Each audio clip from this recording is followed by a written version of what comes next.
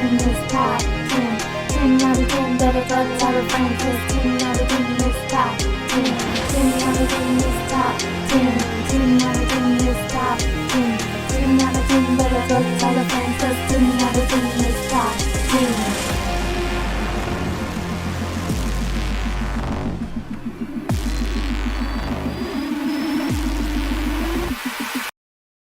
Yeah! 10 out of 10. Go tell a friend. Yes. Man, I'm Betty Vima. And I'm Gloria Altania. And we're the Pabulum Partners. And you're watching 10 out of 10. That's right, where we cover the latest and greatest on our top 10 list. And you know what? Today is all about our favorites from those lists. What do you think? Yeah, exactly. So me and Gloria, we both went back over all the lists that we ever did, and we picked out 5 each, right? That's right. So let's go ahead and jump into the first clip then. Yeah. Let's get into it.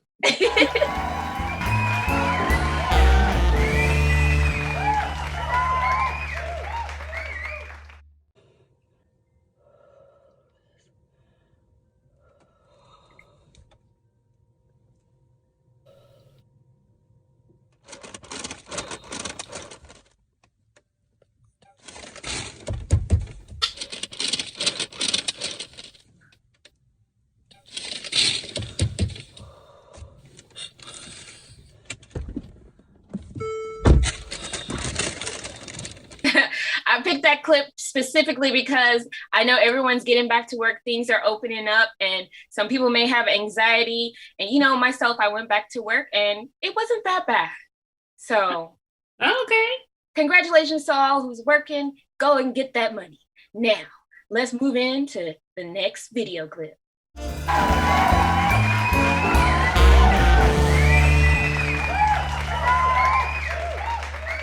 Inspired by the real-life serial killer Edward Theodore Gein, the gruesome film Texas Chainsaw Massacre was released in 1974 to poor viewership and mixed reviews due to its extremely graphic nature. At that time, it was uncommon for films to have so much violence, but over the years, the film has become a cult classic, celebrated with remakes, prequels, and sequels. Contrary to popular belief, the real-life events did not occur in Texas, but instead the story of the film's main antagonist, Leatherface, actually originates in Wisconsin. From 1954 through 1957, Gein, also known as the Plainfield Butcher or Body Snatcher, wreaked havoc in small-town Plainfield, Wisconsin, mutilating at least 11 corpses. He would also use body parts from the corpses to decorate his home and to make outfits out of skin.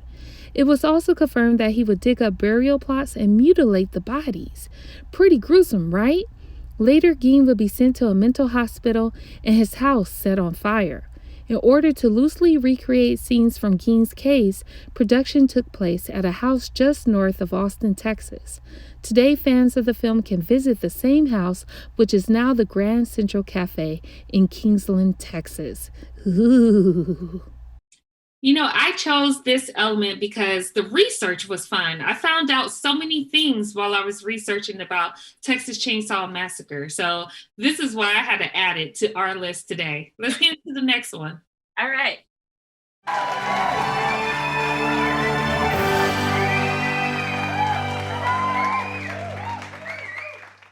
Hey, Kiki, hey, love me. Hey, hey. When comedian Shiggy posted a video of himself dancing in the street to Drake's In My Feelings, the challenge was then taken up by Odell Beckham Jr., a friend of Shiggy, who filmed himself dancing outside alongside a vehicle. After that, the craze began, and everyone from everywhere began to partake in the fun, even Will Smith. Okay, so the Kiki challenge was my favorite of the, the memes or the social media posts or whatever. And, there are always dance clips or dance hashtags or something happening. Right now, it's like the dancer speaking to the other dancer, telling them what to do, like the choreographer. So he's like, then it's lean, then it's boom. Oh, I haven't seen that. Yeah, it is so funny. So everybody's like recreating the dance with his voice, and it's hilarious. I love it. Oh, cool. I need to look that up. Yeah, you gotta see it. It's fun, you know? So moving on, grooving on to the next clip.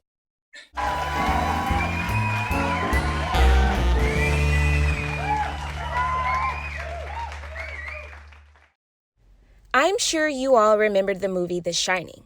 Well, the Stanley, located in Colorado, has been known to have paranormal action throughout its establishment, even before Stephen King visited. The Stanley was completed in 1909 and was made for the elite crowd to come get away with its 420 rooms. So, if you're looking for a nice, quaint place to stay and maybe some paranormal action, go visit the Stanley in Colorado. Okay, so as you guys know, I am into horror films, and I read The Shining and I read Doctor Sleep, and I decided this year, since I didn't celebrate Halloween, that I want to go to the Stanley. Are you down to go with me? Yeah, I want to stay the night in the hotel, actually.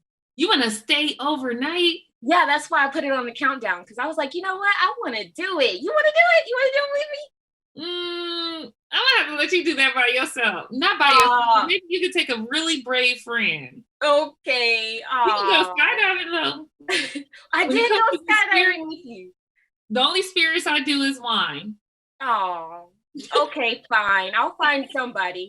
Well, on that sad note, let's see what's next on the countdown.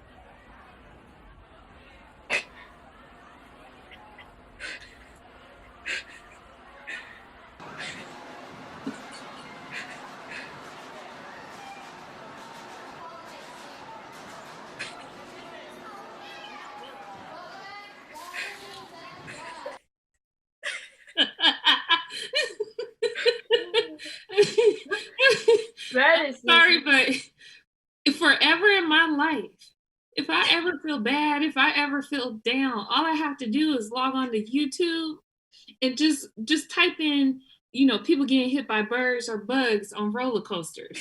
This particular clip was from our roller coaster episode, and yes. I always have that belly rolling, crying, a little bit leak of a pee, when I see these clips, because it is just so hilarious. And I will forever hold it close to my heart. Like, it's so crazy. And, I understand Fabio, he went on a whole tour. I'm talking about how, there should be like some kind of safety guards on roller coasters and things like that. But come on, man. Like what? Like a cage? Ironic. What kind of safety guard would you have? Like a cage or what? Oh, well, now we have the face mask so he can get the shield. He's able to ride roller coasters again. You think he'll get on? Yeah. And that happened to me one time, Astroworld in Houston, Texas. I don't know if you remember when I was younger. You remember what flew into my face? Was right it when we got into the park? Oh, I don't remember. It was a beetle. It was a little baby beetle bug. Flew into my eye. And it was right in my eye. Everybody could see it. It was it was stuck there. It straight into my eye. So I know exactly how it feels to go to a theme park and you're like, yay, we're gonna have fun. And you're optimistic. And then all of a sudden a bug or a bird ruins your time. Here we go. And then not today. Not today. And I remember another story. I used to do tours. at Paramount when I first came to LA, and I was given a tour to like a group of 10, and we were on a moving cart, and I was talking, and this bug flew right into the back of my throat while I was talking. And we had little mics and stuff, and they had like the headphones to hear us. And like I just choked on the mic and everything. The whole tour came to a stop. You didn't move the mic out the way like that. It hit me at the back of the throat. When they do that, that's like vicious. They like, chose violence. I don't even know what bug it was. I just had to swallow real hard. You know what? My only thing is that aren't bugs supposed to have many eyes? So why can't they see? Why can't they see? Why can't they see? I don't know. It's the same question with the fish that I always ask. Like, do fish get thirsty? We just don't know. We don't know. Why you always look at me when I ask that? I want to know, do fish get thirsty? No. And I stand by it. It's the truth. Let's move on to the next clip. All right.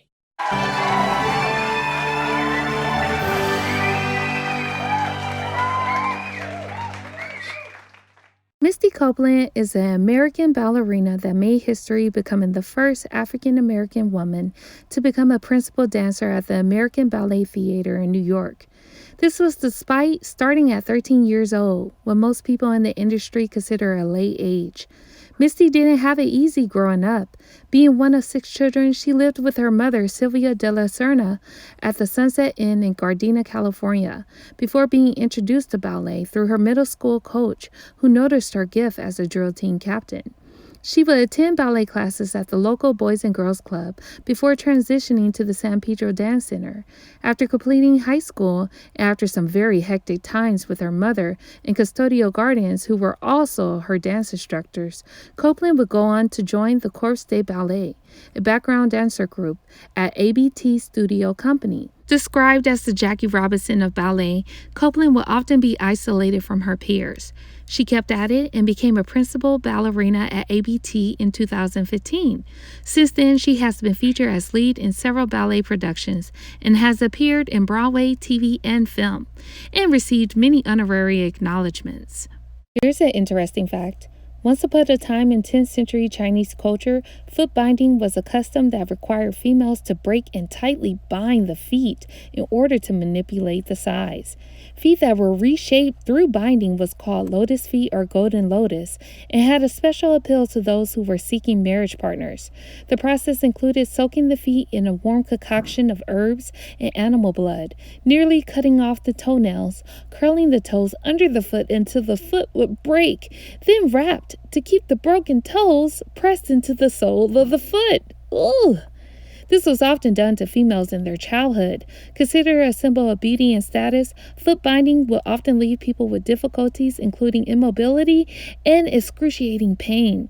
It wasn't until the 20th century that foot binding would become an outlawed practice. I had to show that clip at the end twice. This also holds a special place in my heart.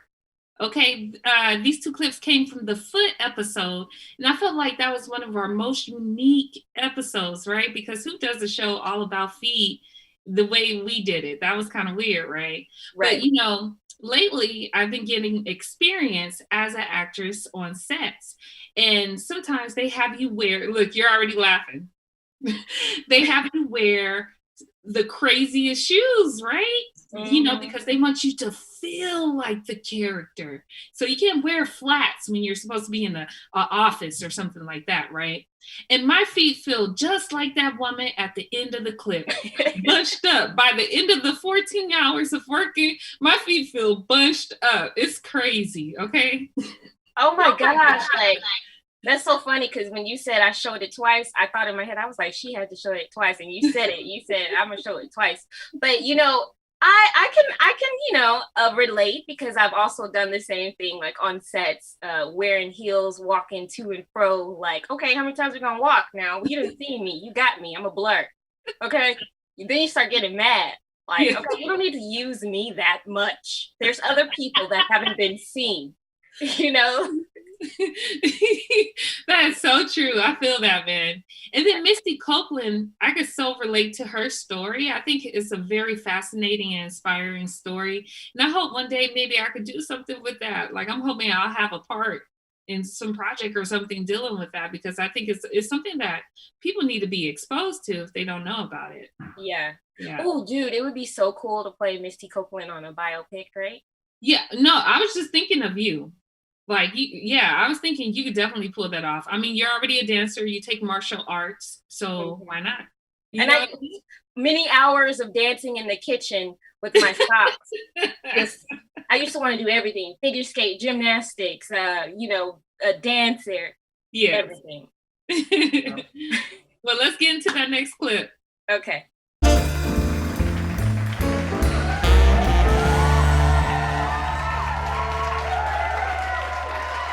Next on our list is the Wayans family. The devout Jehovah's Witness family was raised in the Fulton housing projects in Manhattan, New York. The parents, Hal and Elvira Wayans, have a total of 7 children who all made a name for themselves in Hollywood. But it all started with Keenen Ivory Wayans, who dropped out of Tuskegee University to pursue a career in comedy. A chance encounter with Robert Townsend at the Improv prompted the 2 future Hollywood moguls to move to Los Angeles in 1980, where they would team up to do the movie Hollywood Shuffle. Later, Keenen would create the sketch comedy TV series In Living Color, producing stars such as Jim Carrey, Jamie Foxx, Tommy Davidson, David Alan Grier, Jennifer Lopez, and siblings Damon, Kim, Sean, and Marlon. Keenen went on to make films, while his brother Damon would become a star of his own, starring in Major Payne and The Last Boy Scout. By the way, Damon shares the same birthday as Beyoncé, September 4th.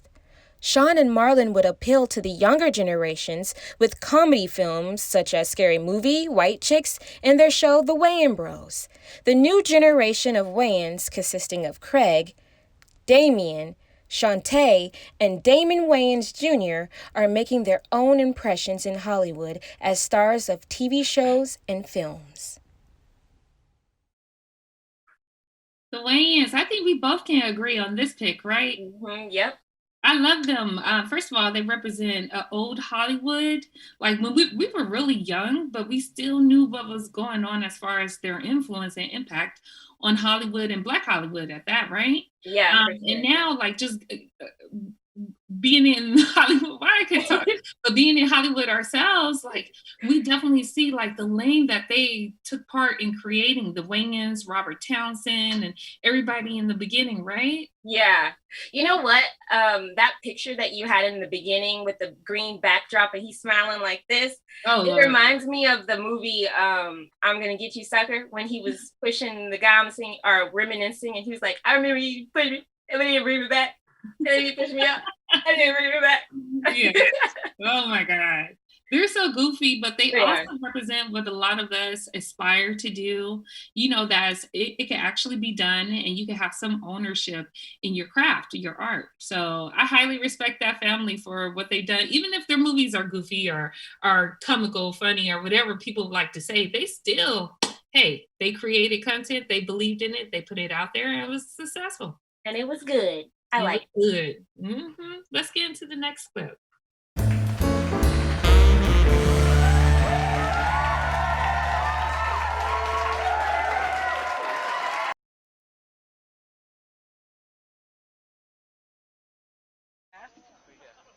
Alright, would you ladies like to count down to the drop? Yeah, how do you count whatever? 3, 2, 1. 3, 2, 1. Oh! No! 3, No! 2, No! 1. Oh my God! Oh my God! That's right. Oh! Oh, we come back the same way.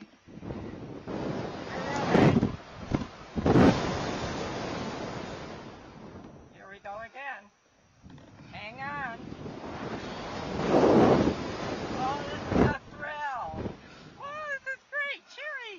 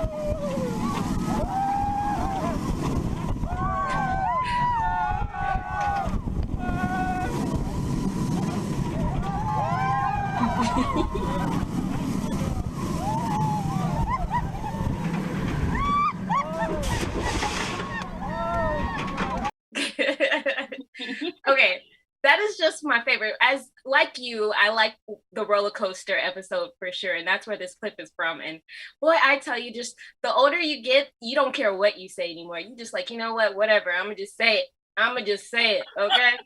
And man, that lady was just trying to relax her friend, but she was asking too many questions at the wrong time, and she was just snapped. And then she tried to pull back and be like, "Hi, we having fun still," you know.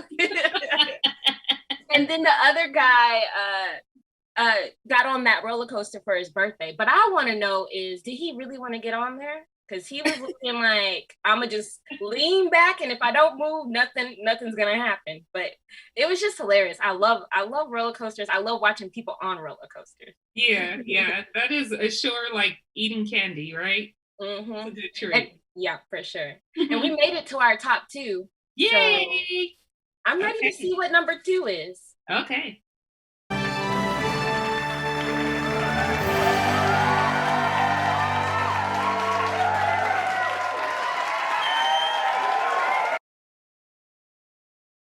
On the east coast of the United States lies the wonderful broad city of New York. The big tourist city consists of 5 boroughs: Queens, Brooklyn, the Bronx, Manhattan, and Staten Island. Although I think that Harlem should be its own borough, especially since it was home to the Harlem Renaissance, where Black people would celebrate art, poetry, jazz, and fashion in the 1920s. Centered at the cornerstone of the Hudson River and the Atlantic Ocean, New York is considered the most populous city in the U.S., with an estimated 8.3 million people, while Manhattan is one of the most densely populated boroughs, and Brooklyn holds the record for the largest population overall.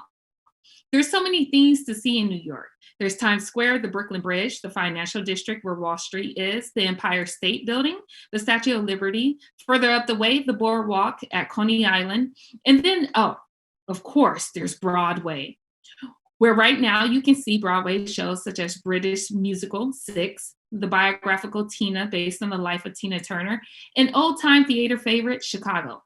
And you don't want to miss Central Park, which is one of the most filmed locations in the world. First created in May 1963, Central Park is the 5th largest park in New York at 843 acres. What was you doing just now? You know, you get important calls because I'm an important person. That's what I was doing. Well, that reminds me of the news reporter YouTube blooper videos where they're always like caught doing something else or scratching or something. Like, and they look up and they're like, "We're live." Yeah, so on tonight's news. Well, I didn't mean. Actually, I did mean to do that. You know, just for that example. But I miss New York, and that's why I put that on there. And I just miss when we had our family trip there, and even though we had no sleep really, it was so much fun. And I missed that little Colombian coffee stand that me and Bobby went to get our little cups of cappuccino. And then we were in the museum and we wanted to look at everything. Boy, I miss Bobby is our bro. They don't know who Bobby is. Oh, well, Bobby is my brother, but do you miss I agree with you. Mm-hmm. I agree with you. You know, and that's exactly why we watch the live cam of New York's Times Square almost every single day, right? Yeah, and that's probably another reason why I'm like, oh, I miss New York too. Yeah. And Gray's papaya. Yes. I just need a hot dog. Yes. That's right? it. I just need a hot dog. Well, I am ready to see what number 1 is. Are you ready? Number 1. Yes, I am. Let's get to it. Okay.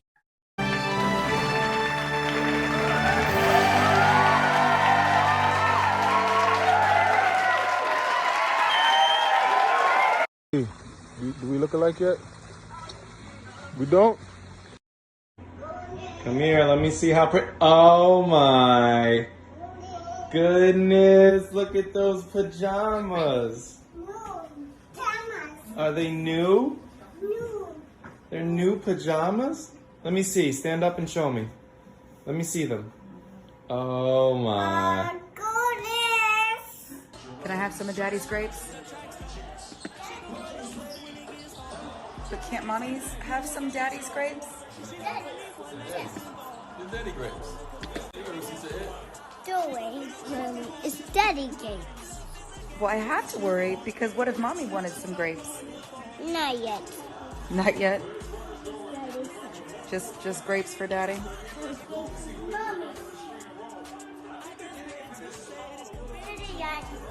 Oh, thank you. One grape. Come back, girl. Come back. Off is coming. Off is coming.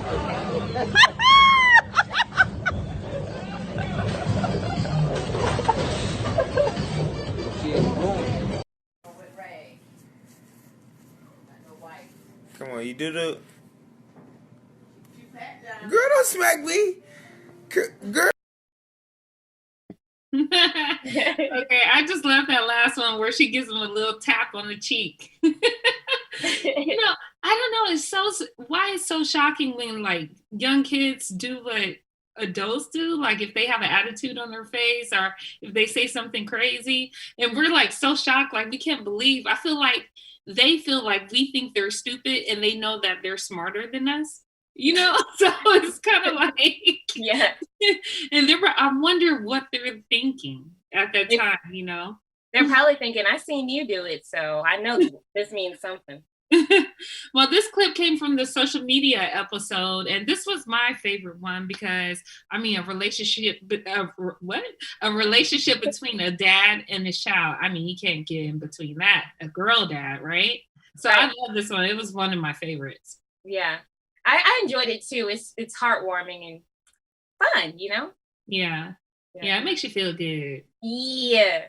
Yeah. Well, that concludes our list, guys. Our top 10 list of all of our favorites. And we hope you guys will come back for more. Yep. So until next time, peace. See you later. Deuces.